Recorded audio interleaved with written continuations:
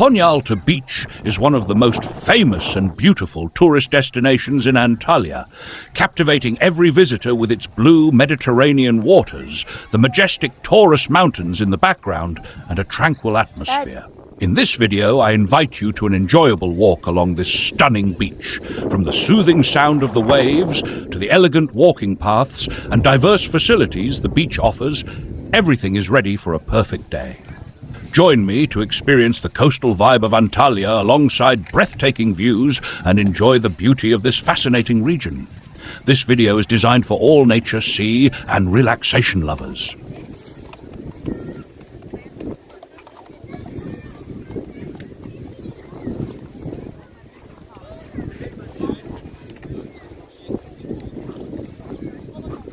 Konyaaltı Beach is located on the western side of Antalya and is one of the closest beaches to the city centre. It begins in the Konyaaltı district and stretches along the Mediterranean Sea, reaching the foothills of the Taurus Mountains. The beach is about 10 to 15 minutes away from Antalya's city centre by car, and it is easily accessible by public transportation, bicycle, or even on foot.